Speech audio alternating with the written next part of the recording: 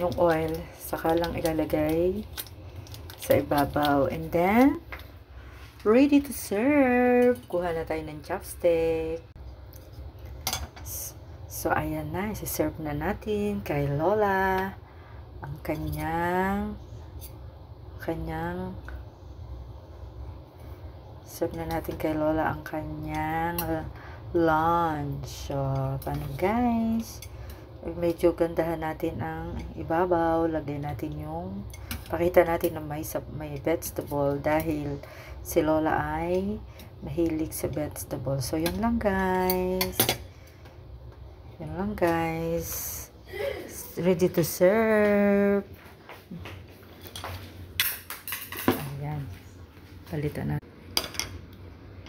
Mama! Thank you for watching guys. So nice. Try it. So yummy. Bye-bye.